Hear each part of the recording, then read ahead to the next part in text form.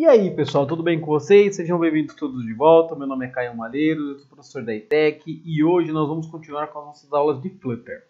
Bom, hoje, pessoal, eu vou começar a falar para vocês um pouquinho de como que a gente faz para manipular um banco de dados chamado SQLite dentro do nosso aplicativo, certo? Então, a ideia é que a gente faça um aplicativo que a gente consiga salvar essas informações em um banco de dados, beleza? E esse banco de dados que nós vamos trabalhar para começar, né? Digamos assim, é o banco de dados chamado SQLite, beleza? Então, deixa eu expandir aqui, colocar em tela cheia. Bom, para começar, pessoal, nós temos que saber o que é o SQLite. O SQLite, ele é uma biblioteca, certo? Que implementa um banco de dados SQL embutido, sem servidor, sem configuração e transacional. O que isso significa, pessoal? O SQLite nada mais é do que um banco de dados, pessoal, que fica, né? Na verdade, dentro do seu celular, beleza? Vale lembrar que ele é uma biblioteca que você consegue ler e escrever diretamente num arquivo de banco de dados. Esse arquivo ele fica dentro do seu aparelho, tanto na parte de iOS como de Android, e ele é indicado, pessoal, para aplicações de pequeno porte, né, que utilizam poucos dados. Então, por exemplo, eu vou dar um exemplo bem legal que você vai conseguir entender. Até um tempo atrás, hoje em dia acredito que já é feito de uma forma diferente, né, mas não, acho que ainda é. Todo o aparelho de celular, pessoal, no caso do sistema Android ou iOS, você tem uma agenda de contatos, onde você vai salvando números de pessoas, contatos, né, dentro do seu aparelho. E o interessante é que quando você desliga e liga o aparelho, esses dados ainda estão lá, beleza? Então, mas como que você faz para salvar esses dados dentro do seu aparelho de uma maneira que quando você desliga e ligue, ele não se perca esses dados? Esses dados ficam salvos em um banco de dados. E esse banco de dados é o que nós chamamos de SQLite, beleza? Bom, para você trabalhar, pessoal, com o banco de dados SQLite, no Flutter, basicamente você vai ter que seguir alguns passos, beleza? Para configurar e você poder manipular no seu aplicativo. A nossa ideia, a partir dessa aula, pessoal, é fazer o que nós chamamos de CRUD, beleza? O que é um CRUD? O CRUD é uma aplicação que ela faz cadastro, leitura, edição e exclusão de dados em um banco de dados, beleza? Então a gente vai fazer praticamente, pessoal, um aplicativo de cadastro de clientes, uma agenda de contato, onde os nossos dados vão ficar salvos dentro do nosso banco de dados SQLite, beleza? Então, para começar, pessoal, como que você faz para utilizar o SQLite no seu aplicativo Flutter? Existe um plugin chamado SQFlite, beleza? Onde você consegue baixar esse plugin, que na verdade vai ser uma biblioteca, e através dessa biblioteca já vão vir classes prontas e comandos prontos, onde a gente vai conseguir manipular um banco de dados do tipo SQLite, beleza? Então, como que a gente vai fazer, pessoal? Basicamente, a gente vai abrir o arquivo pubspec.iaml, beleza? E dentro desse arquivo, a gente vai colocar as nossas dependências, né? As nossas bibliotecas que nós vamos precisar para poder fazer essa comunicação. A biblioteca que a gente vai precisar vai ser SQFlite, que eu comentei com vocês, e uma outra biblioteca bastante interessante chamada PathProvider, que ela vai fazer o quê, pessoal? Ela vai fornecer funções que permite definir a localização para salvar o banco de dados em disco. Então, como esse banco de dados ele é salvo em arquivo e fica no disco, né? No caso, onde está salvo aí os seus dados, eu preciso dessa biblioteca para poder fazer essa manipulação. Eu vou fazer com vocês tudo na prática, tá? Fica tranquilo que essa aula é um pouquinho conceitual, só para a gente entender qual é o processo, como a gente deve fazer. Então, o primeiro passo é fazer isso. Beleza, tá. E como que funciona, pessoal, o fluxo de dados das informações com o SQFlite? Está até escrito errado aqui. Ó. Como que o SQFlite trabalha? Então, é bem simples. Ó. Aqui tem uma foto de um aparelho, de uma interface que faz a comunicação com o banco de dados, beleza? E desse lado nós temos aqui o SQLite, que é o nosso banco de dados. Então, para que você consiga salvar as informações no SQLite e retornar as informações que foram salvas, pessoal, nós temos que entender e saber que ele funciona através de objetos do tipo map, beleza? Mais à frente eu vou explicar o que é um map, mas a grosso modo, só para a gente conseguir seguir, você tem que entender que toda vez que você for salvar os dados dentro do SQLite, eu preciso pegar esses dados, converter os dados em um map e salvar no banco de dados. E toda vez que eu quiser retornar esses dados para exibir numa tela, então, por exemplo, eu vou fazer um select, por exemplo. Eu tenho que pegar esses dados do banco, converter, eu preciso retornar objetos do tipo map, beleza? Eu preciso pegar os dados, no caso, que estão no banco de dados, que são geralmente map, converter para objetos para poder exibir na nossa interface, beleza? Então, na prática, vai ficar um pouco mais fácil a gente entender, mas a gente tem que saber deixar bem claro qual é a maneira que ele trabalha, né? Então, eu preciso converter para map, para salvar no banco, daí do banco eu converto para um objeto Dart para poder manipular. Beleza. Como que a gente vai trabalhar, pessoal? Basicamente, para trabalhar com o SQLite, nós vamos criar classes que a gente chama de classes modelos, beleza? Então, o SQLite cria uma tabela para classe de modelo. Os campos na classe correspondem a colunas da tabela. Então, o que acontece, pessoal?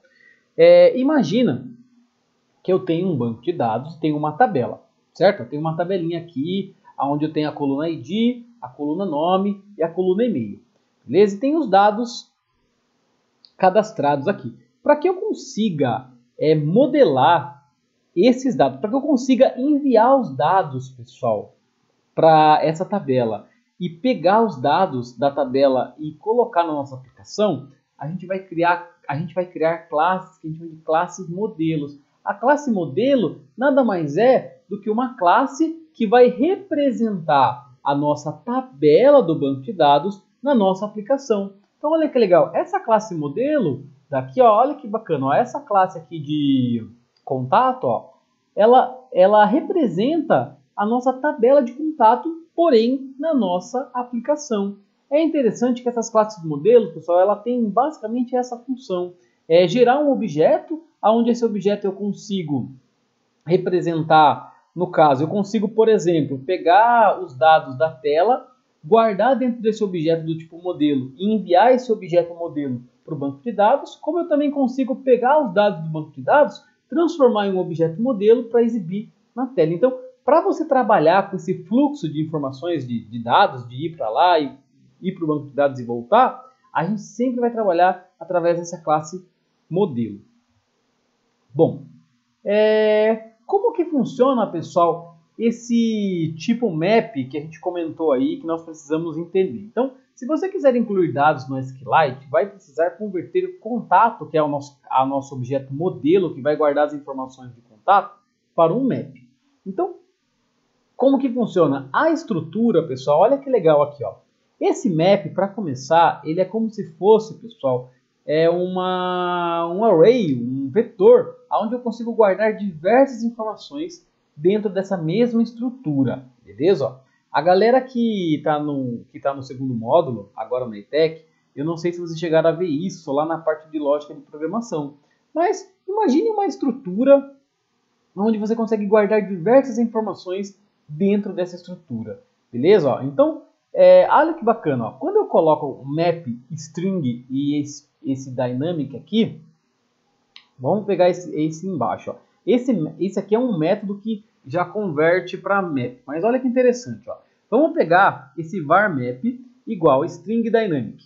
Então, olha que interessante, imagina que dentro desse cara aqui eu consigo armazenar o ID, o nome e um e-mail que vai ser enviado para o banco de dados. Olha que engraçado, olha que interessante, né? Ao invés de eu criar várias variáveis para armazenar o ID, somente o nome, somente o e-mail, eu faço o quê? Eu crio uma estrutura coloco tudo dentro dessa estrutura e eu mando essa estrutura para o meu banco de dados. É interessante, pessoal, que existe também o que nós chamamos de arrays ou vetores e matrizes. A grande diferença é que quando você trabalha com vetores e matrizes, você não consegue mexer no índice, né? Então o índice já vem fixo, índice 0, 1, 2, 3. Aqui você consegue trabalhar e mudar aí o índice, né? Porque isso aqui ele é conhecido como um dicionário, né? Dictionary, né? Eu acho que é dicionário o nome da estrutura. E aqui, ó, então olha que bacana. Eu tenho aqui a coluna ID, guardo a informação do ID. Tem uma coluna nome, onde eu vou guardar o nome que o usuário vai salvar para o banco de dados. Tem uma coluna e-mail que vai guardar o e-mail que vai ser salvo no banco de dados, beleza? Da mesma forma, então toda vez que eu precisar enviar os dados para o banco de dados, eu vou precisar converter os dados para o tipo map, beleza? Ó, e é esse cara aqui, pessoal, é esse map que é enviado para o banco de dados. É interessante que essas colunas aqui, se você reparar, vai ser as mesmas colunas do que tem na tabela do nosso banco de dados. Beleza. Se você quiser retornar os dados do SQLite, você vai precisar fazer o processo contrário, que é converter um map em um objeto para poder mostrar esse objeto na tela. Como que eu faço isso? Eu vou criar um método chamado fromMap. Esse método ele vai pegar um mapa, um map, né, com todos os dados, e eu vou converter todos esses dados de map para um objeto para poder mostrar na tela. Então, assim, por enquanto, não fique desesperado se você não entendeu. Tá? Eu só preciso que você entenda qual é o processo que para você cadastrar eu preciso converter em map e para pegar eu preciso converter de um map para objeto. Beleza. Tá. Qual que é o fluxo, pessoal, que a gente vai executar para poder fazer a nossa aplicação? Primeiro, depois que a gente criar o projeto, primeiramente a gente vai incluir a dependência, beleza? Da biblioteca para a gente poder se comunicar com o nosso SQLite. Então a gente vai ter que incluir a dependência ao SQLite. Depois, a gente vai criar a classe modelo e métodos de suporte, que são esses métodos de converter para map, de fazer a operação contrária, converter o map para um modelo. E depois, pessoal, a gente vai criar uma classe helpers, beleza? Que a gente vai utilizar ela para fazer as operações do CRUD. Então, por exemplo, para você poder cadastrar alguma coisa no SQLite, você vai precisar fazer um insert. Então, a gente vai criar uma classe onde a gente vai ter somente métodos que vão ter essa funcionalidade. Então, eu vou ter um método para cadastrar, um método para alterar, um método para excluir, um método para listar, um método para me conectar. Tranquilo? Bom, essa classe DataHelper, pessoal, ela vai ter a responsabilidade de fazer o seguinte, ó. Essa classe DataHelper, a responsabilidade dela, pessoal, vai ser interagir com o banco de dados. Então, o que ela vai ter que fazer? Ela vai ter que inicializar o banco de dados, criar ou abrir o banco de dados. Beleza, ela vai ter que criar a nossa tabela de contato. Então, olha que interessante, não existe uma ferramenta para você gerenciar o banco de dados igual a gente faz com o MySQL. Então, nas aulas de banco de dados que vocês estão tendo na ETEC, nós estamos trabalhando com um banco de dados chamado MySQL. Esse banco de dados, para você criar o banco de dados em MySQL, a gente utiliza uma ferramenta, um SGBD, que a gente chama de MySQL Workbench. Por esse MySQL Workbench, a gente cria as tabelas, cria os relacionamentos e assim por diante. Aqui a gente não vai conseguir fazer isso. Aqui a gente vai usar o comando Dart para ele poder criar o nosso banco de dados dentro do nosso aparelho, no caso, o nosso SQLite. Beleza? Depois disso, a gente vai criar a tabela de contato por essa database helper, essa classe. A gente vai conseguir inserir um contato no banco, a gente vai conseguir retornar um contato pelo seu ID, a gente vai conseguir atualizar, deletar e retornar uma lista. Então repara, pessoal, que desde o processo de criar o banco, criar a tabela, inserir, atualizar, deletar e gerar uma lista, a gente vai fazer sempre através desse database helper, essa classe aqui.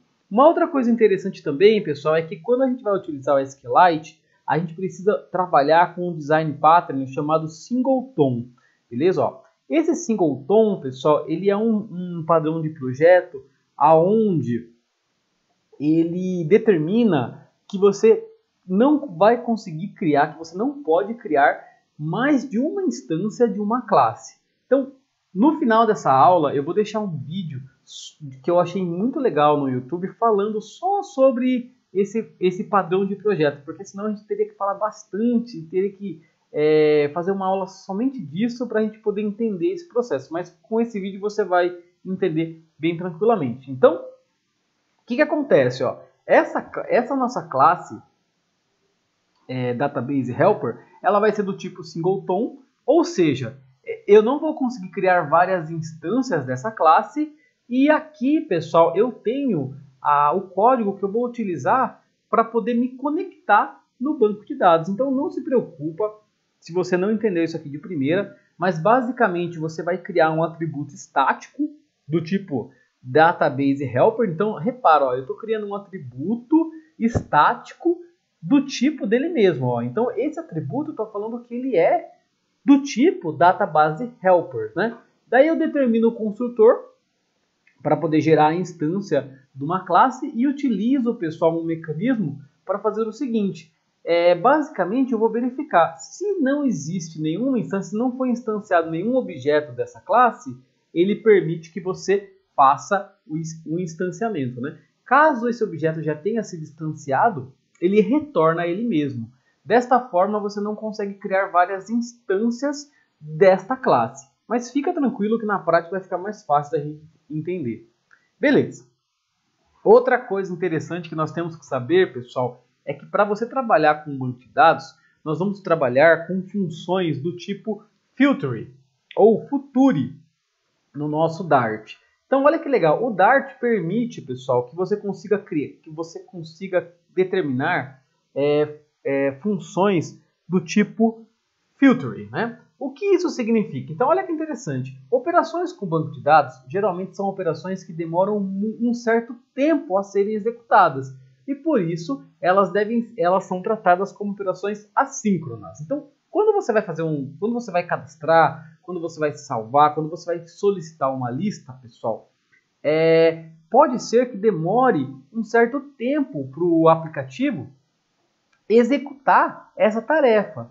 E como isso ela pode ser que leve bastante tempo, nós temos que tratar essas operações como de maneiras assíncronas. Ou seja, enquanto ele está lá processando, eu devo conseguir fazer uma outra tarefa, certo? Enquanto eu espero. Então, as operações assíncronas permitem que o seu programa conclua outro trabalho enquanto aguarda a conclusão de uma operação. Então, é o que eu coloquei para vocês. O Dart usa objetos future para representar os resultados de operações assíncronas. Então, toda vez que você for fazer uma operação desse tipo, você tem que trabalhar com esse future. E para você poder utilizar, pessoal, no caso, o filter, você pode utilizar o async e o await, certo? Ou uma API, no caso. Esse async e o await, você determina para o que o Dart, que uma função vai ser, no caso, filters, porque ela vai ser de maneira assíncrona, e quando você coloca o await, você consegue determinar para que ele espere algo terminar dentro de uma função async, beleza? Então, um filter é um objeto que representa uma operação assíncrona que produz um resultado do tipo T. Beleza, isso a gente vai ver na prática, tá? Para finalizar, pessoal, eu vou colocar os links aqui da onde eu peguei esse material para explicar para vocês. Então, aqui, ó, ele tem um link dessa aula do Macorati. Então, esse material que eu peguei para vocês aqui, ele é de um programador que a gente chama de Macorati, que o cara é fera demais. Então, eu peguei esse material de lá e tentei deixar uma explicação mais fácil ainda, porque lá ele faz um pouco, ele explica de uma maneira um pouco mais técnica, mas se você quiser acessar o vídeo dele, você pode clicar aqui. E aqui, pessoal, ó, eu deixei separado o vídeo onde eu achei bem interessante do que um canal do YouTube fala somente sobre o padrão singleton, beleza? Então, se você quiser saber mais detalhes sobre esse padrão, assista o vídeo porque eles falam de uma maneira bem simples também, bem interessante para que você entenda esse processo, beleza? Então, pessoal, eu vou encerrar essa aula por aqui. Na próxima aula, a gente já vai começar a fazer na prática a nossa aplicação, beleza? Então, qualquer dúvida vocês postem aqui. Vejo vocês na próxima aula. Um forte abraço e até mais. Fui!